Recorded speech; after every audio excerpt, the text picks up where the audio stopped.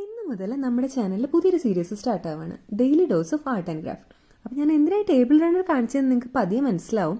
അപ്പോൾ എല്ലാ ദിവസവും ഒരു പുതിയ ആർട്ട് അല്ലെങ്കിൽ ഒരു ക്രാഫ്റ്റ് നിങ്ങൾക്ക് പരിചയമുള്ളതോ ഞാൻ പുതുതായിട്ട് ചെയ്തു നോക്കുന്നതോ ഒക്കെ നിങ്ങളായിട്ട് ഷെയർ ചെയ്യാനാണ് ഞാൻ വിചാരിക്കുന്നത്. അപ്പോൾ ഏറ്റവും ആദ്യം എനിക്ക് പിന്നെ അധികം ആലോചിക്കേണ്ടി വന്നില്ല. നമ്മളെല്ലാവരും ഒരുപാട് ഏറ്റവും ആദ്യം തുടങ്ങിയൊരു ക്രാഫ്റ്റ് ആയിരിക്കും ഈ വാട്ടർ കളറും പെൻസിൽ ഡ്രോയിങ്ങും ഒക്കെ അല്ലേ. അപ്പം അത് വെച്ച് പിടിക്കാമെന്ന് കരുതി ആ ടേബിൾ റണ്ണറാണ് ഞാൻ ഇൻസ്പോ ആയിട്ട് എടുത്തത്.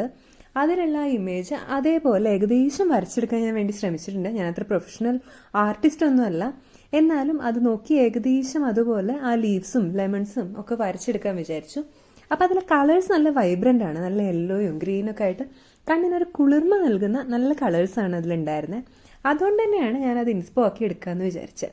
അപ്പോൾ ഏകദേശം ഈ ഫോട്ടോയിൽ കാണുന്ന പോലെയൊക്കെ വരച്ചെടുക്കാൻ നോക്കിയിട്ടുണ്ട്. പിന്നെ അതിന് കളർ ചെയ്യാം.